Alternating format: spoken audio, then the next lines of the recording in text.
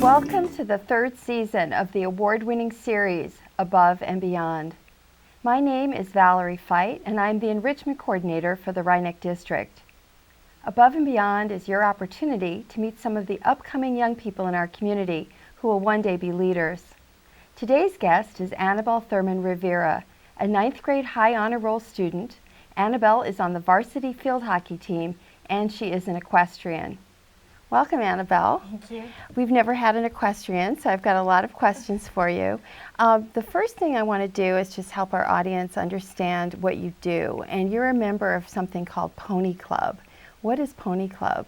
Pony Club is a non-for-profit organization that focuses not only on someone's ability to horseback ride, but also on their horsemanship, which is how you take care of your horse and how you are around them. Is it a club in the sense that you go to a club or a place, or is it an organization? It's a national organization. Even though its name, it makes it sound as if some kids made it up. It does sound a little bit different than what it really is. With Pony Club, how did you become affiliated with Pony Club? We went to this barn, and after I had started riding there for a while, they told us about Pony Club. And my mom wanted me to get involved since she wanted me to really learn about what I was doing and not only just have fun. So that's when I started. So it's a serious involvement with horsemanship and riding. Yes. What about the coaches? Now, just first, what are the names of your coaches? My coaches now are Liz Tarter, Jennifer Solomon, and Amanda Eck. They are not affiliated with Pony Club, but at my old barn, my trainer Lisa, she was actively involved in Pony Club and made sure we all we're part of it too. So with Pony Club, you can have a trainer who's not part of Pony Club, but Pony Club competes. So do you need to be with a Pony Club trainer when you compete?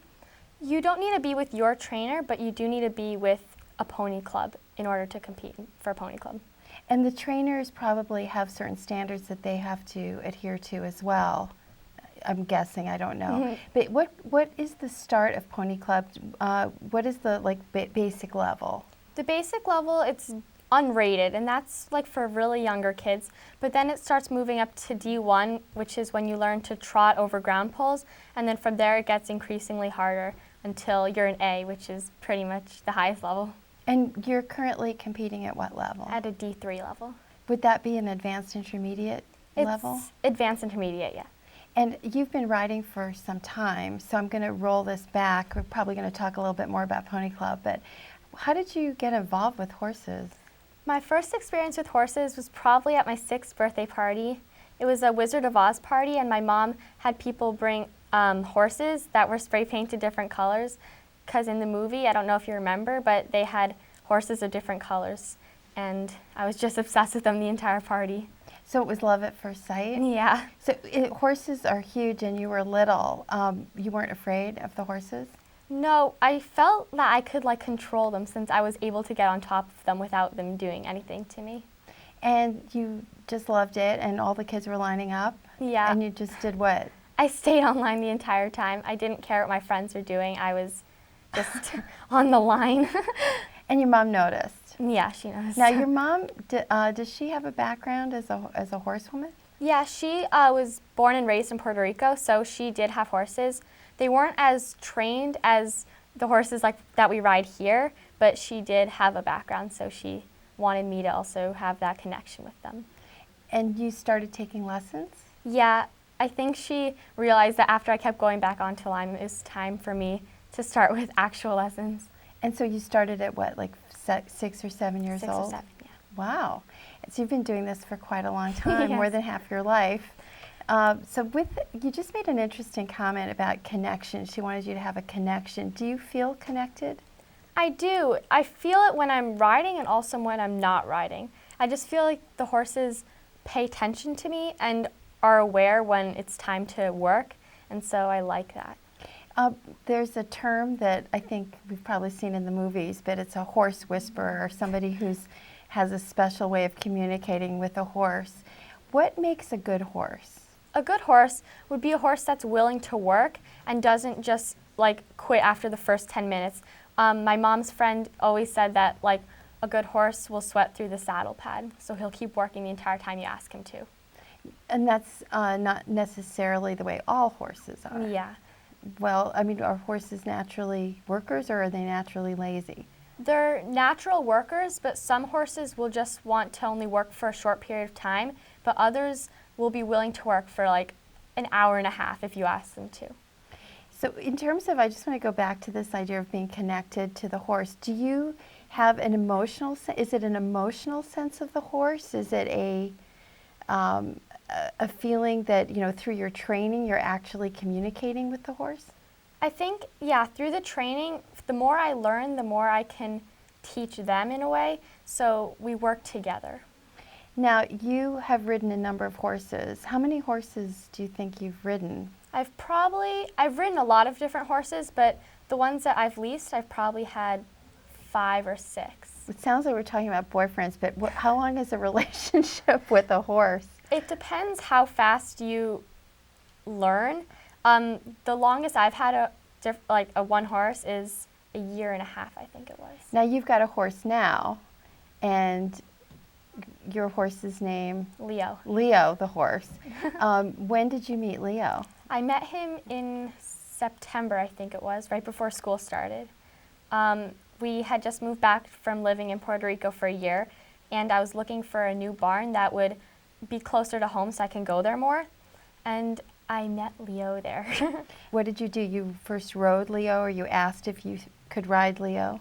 They kind of just gave me him. I've never seen him before, and so I felt that he listened to me, and so I felt connected, and then I knew he was the horse that I should have. When you get on a horse, like you must have tried other horses, can you tell immediately whether the horse is going to be the right horse for you?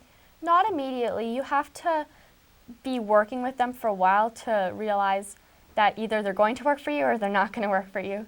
And I want a horse that's going to work for me. So you got on Leo, and there was a feeling that Leo was going to be responsive to you. How long do you have to ride a horse before, I mean, the first time you got on, you rode him for a half an hour before you made the decision? I rode him actually 3 times for hour lessons each. And then my mom and I decided that he was the horse for me. And now, do you own Leo? No, I leased him. It's like renting a car. You lease Leo? Yeah. So, but you're exclusive. I mean, it does sound like a relationship. It's an exclusive contract with Leo's owner? Yes. And is Leo insured? I mean, do you rent, I mean, like a car is insured? Yeah, he's insured, so if anything happens to him that lasts more than like 2 months, we can return him and say, like, I need a new horse now.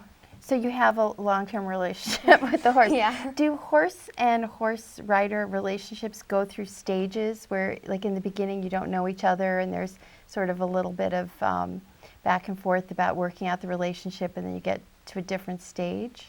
Yeah, definitely.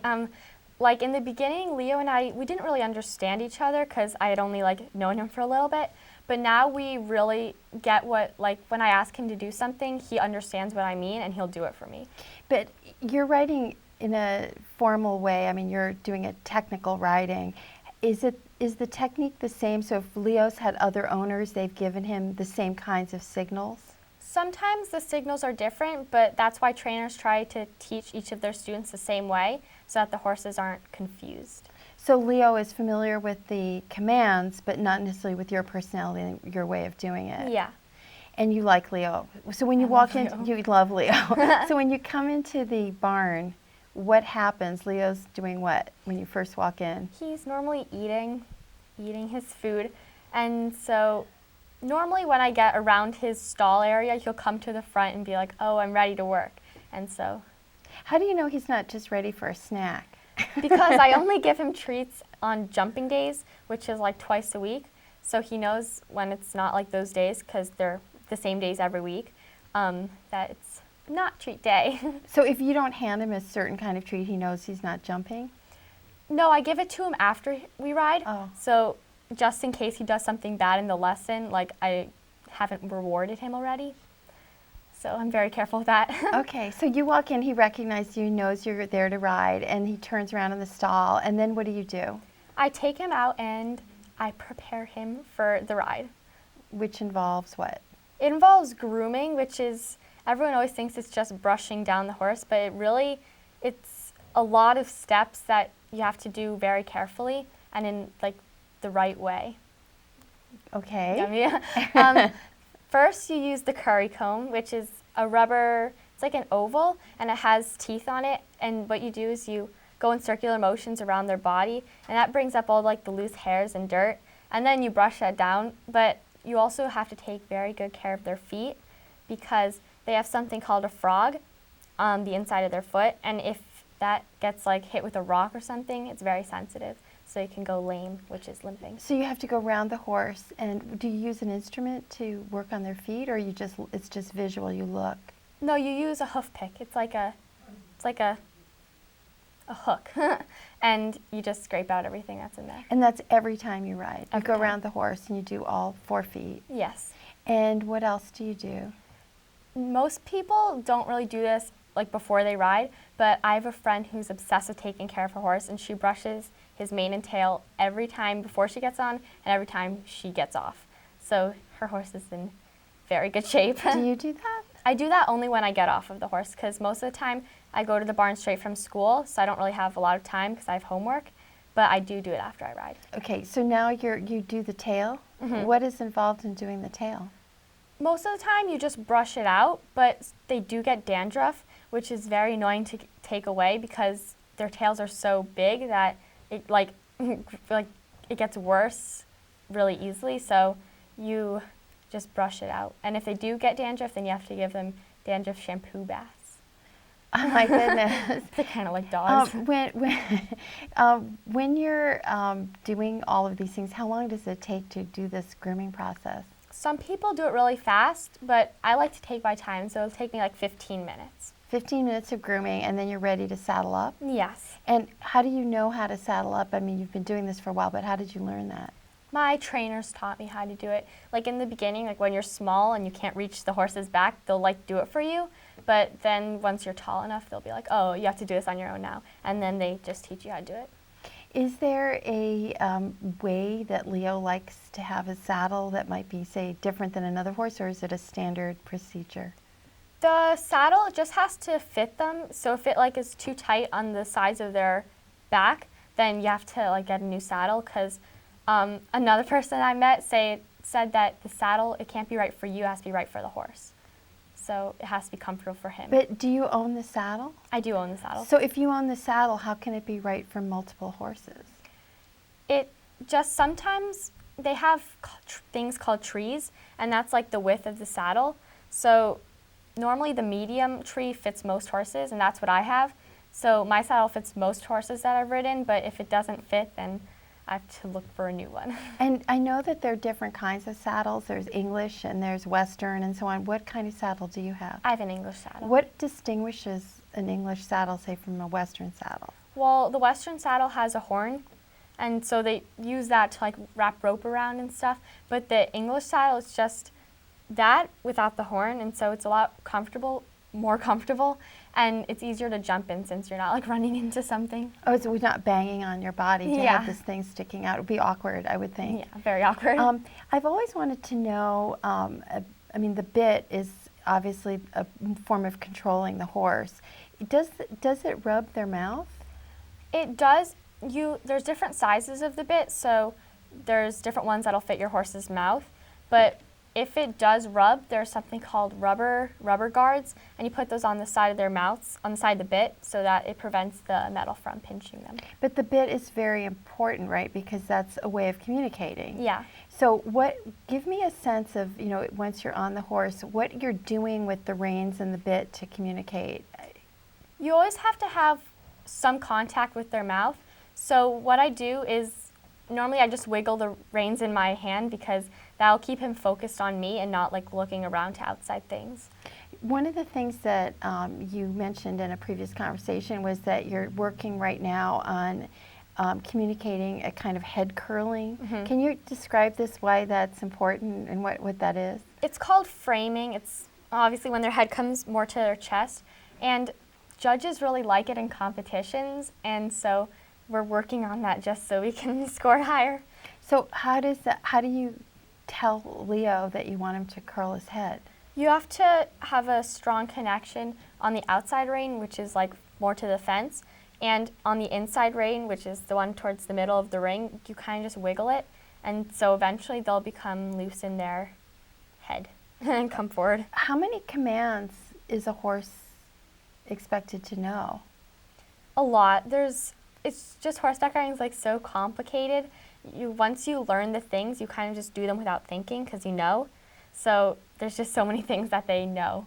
It's a language. Yeah. So would you say, this is a crazy question, but would you say that it's like a 3-year-old or a 5-year-old in terms of like the sophistication of the communication? Yeah. So it's a whole language between you and the horse. Yeah. So that's why you have to have that connection. Interesting. Now I'm just going to go back a little bit to the grooming with Pony Club. Is Pony Club very strict about the grooming? Like, I mean, you said you get judged on horsemanship. Would that be part of that? Horsemanship, they normally test you horsemanship like with written tests. And so for the grooming, it's very, very strict. They'll go through the tail, like peel it open and see if there's dandruff. And then they'll look in their eyes, they'll look in their nose to make sure that it's like completely clean. With the eyes and the nose, though, that sounds like a fairly complex mechanism. I mean, ears, eyes, nose, mouth. Are you handling that part of it?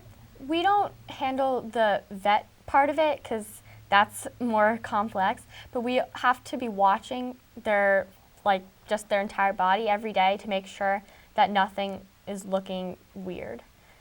So if there was an ear infection, you'd know how to recognize that something was wrong? Yeah, and your horse, you normally get used to what it normally does.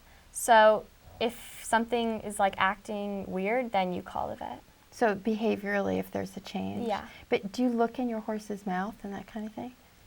I don't look in his mouth because I'm scared to get bitten, but they have teeth that go all the way back in their jaw because their mouth is very huge. So if they have a tooth that's sharp and sticking into their gum, you'll be able to tell because it'll be hard for them to eat, and so they won't be eating their food. Oh, so then you'd see that as a behavioral change? Yeah. Because sounds like they like to eat. Yeah. Okay, so the Pony Club is looking at the maintenance of the horse's body, and now we're going to kind of shift gears and go over to the riding aspect. You just talked a little bit about the signals to the horse. Those are taught to you by your trainer. By my trainer, yes. And are you coached in the sense that like they'll say you need to do a little more of this, a little bit more of that? Yeah, they can recognize when you're doing something wrong because normally the horse will respond. So they'll be like, oh, you have to use more inside hand, or yeah. What are the skill sets that you learn at first? Like you do, so you do two different things. I understand you do equestrian riding, or not equestrian. What is the Hunter? The hunter is the jumping. What is the other one? Equitation. Mm-hmm. What is equitation? Equitation, they judge you based on your riding, not really the horse. That's when we use the framing as an equitation because it just looks good, but they're focusing on how you ride. And in Hunter, it's pretty much making your horse look like the easiest horse ever. Like his head's down, he looks relaxed. Like your goal is to make him look like you do nothing to ride him. Let's go back to the equitation. What makes a good equitation? The judge is making sure that your heels are down. That's very big. They love like low heels. They want you to have still hands so you're not like playing with the horse's mouth a lot. And they really like arch backs, so you have your back arched. Sitting up very Yeah. high. And that's something that you do like that aspect of it? I do because I haven't really had very advanced horses, so I don't really do well in the hunter category. I mean, I do well, but it's easier for me to score higher in the equitation because I can ride better than my horse will look. In the jumping, is that an entirely different aspect of it? Jumping is involved in equitation and hunter, but they have like jumping classes and flat classes. I'm interested in the jumping because it looks very hard. When you're jumping, I mean, you like to jump. I'm guessing. You just like to jump. So when you're jumping, is it hard to tell when you're approaching the jump, like when to jump? How do you do that? It's kind of just your eye develops the skill to be able to like tell how far away from the jump you are. So you kind of just have to develop that skill. Some people, they have a really hard time doing that, but once you get more training, it's easier to tell like if you have to go faster, if you have to go slower to get the right distance to jump. There are different kinds of jumps. Yeah. So what would be, say, 2 different kinds of jumps? Well, there's verticals, which is like a single pole, and then there's auxers, which is like one pole in front of the other. So it's like a double jump. Have you ever been in a situation where the horse has hesitated? Yes. What happened? My entire Puerto Rico riding experience, I had one horse that was scared of everything. So you just have to encourage them with your voice, but if they don't jump it, then you have to get mad and tell them that that was bad. And when you say get mad, are you talking about smacking them with a whip or something? Yeah, it gets the point. It gets the point across. I mean, some people think it's like really mean, but if you do it once and you mean it, then they'll like behave most of the time. When you're jumping yourself, do you put your heart over the jump? I mean, do you know you're going to make the jump? Do you have that feeling like I'm going to make it, or if you haven't made it, that you kind of know that you're not? Yeah, I mean, the horses in Puerto Rico, I kind of had a feeling when I would go to competitions that I wasn't going to go over every jump because they were just scared of everything. But here, I feel that I don't have to worry so much about getting over the jump because I know the horse will bring me. I just have to worry about riding each jump as if it's own separate course. So you just focus right where you are. Have you fallen ever? Yes, I've fallen a lot. Is that normal? It is normal. I mean, everyone's going to fall eventually. They say that you're not a true rider until you've fallen off more than 7 times. And have you fallen more than 7 times? Yeah, unfortunately. Is that because you're taking the risk of really going for the jumps? Yeah. Does it hurt? It doesn't hurt anymore. I mean, now it's just something that I laugh about, but yeah, people think it's really intense. It's just... Oh my goodness. Yeah, I think it's something that people are really interested in. Now, you represented Puerto Rico in Panama. Just tell me a little bit about that. Well, in Puerto Rico, they didn't have pony clubs, so I joined the international federation there, and so I just competed within Puerto Rico. And at the end of the year, they invited me to represent Puerto Rico in Panama. Wow, that's exciting. It was. So you're an international rider. That's pretty exciting. Your feeling for animals goes actually beyond horses. You have done a whole project on stray dogs. Is that true that your feeling for animals is just sort of a part of who you are? And yeah, it was. So we were in Puerto Rico for a year because my mom wanted us to become fluent in Spanish and to have the cultural immersion. But in Puerto Rico, dogs are all over the place. They're just running all over, and I did not like that at all. So I found this shelter, and they had so many dogs in this 3-room house, and it was just overwhelming. So I started making videos for the dogs and got them adopted. Wow, that's wonderful. It was nice. That you're very enterprising and very kind. That's a very humane thing to do. I think that your professionalism with your horseback riding, and I know that we're not going to go into this too much, but you also have to look very good. So you have to look very groomed.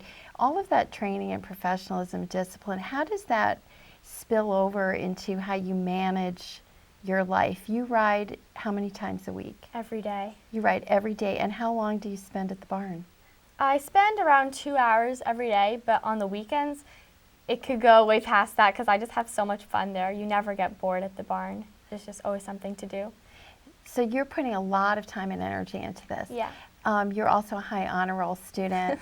So how do you manage, say, you go from your school day that ends at around 2:45, 3 o'clock, and then how do you manage to get all the homework done and get the riding done? To give me a sense of your schedule. Well, when field hockey season was going on, it was really stressful because practices would go really late, to 6, since it was varsity and they wanted us to do really well. So then from field hockey practice, I'd go straight to the barn, and since I spent 2 hours there, I would get home at 9. And so then I just did my homework late at night. So you work very hard. Yeah. And do you have time for friends? I do. I don't know how I find time for everything, but I have a lot of time for friends. It sounds like you have a very good life, and I'm Yes. guessing that takes a lot of parental support. Yeah. takes a lot. Your mom is driving you, and Everywhere. Oh my God, she's always in the car. I feel bad, but they do it to make us happy. So so you've got a twin sister, Yeah. and she's a ballet dancer. So your mom's doing the horse driving to the stable or to the barn, and then driving to ballet. and then driving to soccer for my brother. Oh wow. Yeah. Yes, thank you, Mom. I know. Very nice. I want to just take a few minutes before we conclude to talk about your future plans. You're a very good student. What do you want to be when you grow up? I want to be a veterinarian, like specifically for horses. I don't know why. I think it's because I love animals so much and I want them all to be happy. But like that's all I've ever wanted to be. There's nothing else. Like my sister asked me like, "Oh, Anabel, if you weren't going to be a veterinarian, what would you be?" And I'd say nothing because like I don't know what I would want to be other than that. So to be a veterinarian, you've got to have wonderful grades and go to a very good school. Do you see yourself as being a large animal veterinarian? Yes. So you'd be working on horses? Mm-hmm. What about, extensions of that? Like you mentioned, dentist for the horse or someone who works on the horse's feet. What is the horse's foot doctor called? Farrier. A farrier. Would you want to be a farrier, a dentist, maybe even a surgeon? I would want to be a surgeon. I just find it so interesting. I don't know. People think it's gross, but I think it's really cool. You study anatomy already, Mm-hmm. and so you are fascinated by Yeah. being able to operate on horses? My friend and we're kind of like working together on this. Like she just sent me an email recently and she's like, "Oh, there's this veterinary thing at Cornell. We should like do it this summer." I was like, "Oh, we should," because we're just so obsessed with becoming veterinarians. It's weird. So you think that you might go to a summer program for an intensive pre-veterinary program? That's really wonderful. Wow. You're so passionate. What's really fun about talking to you, Anabel, is that you get so happy and excited when you're discussing horses. I know. That's all I talk about. It's weird. Well, it's not weird. It's a passion, and it's like something I think a lot of people would like to have, that level of passion, and you've backed it up with a lot of hard work, and so I'm sure you're going to be a wonderful veterinarian and a great writer, and maybe someday we'll even see you, in a big competition like the Olympics. Oh, that'd be nice. It's lovely to have you, so thank you for coming in. That's our show for now. To see previous episodes of Above and Beyond, you can go to LMC-TV's website, click Videos on Demand, Single and Series Programming, and then Above and Beyond. I want to thank our producer, director, and editor, Remy Litvin, a 12th grader at Rhinebeck High School, the LMC-TV staff, and our wonderful volunteer crew. My name is Valerie Fight. Please join us again when we meet another student who goes above and beyond. And thank you for watching.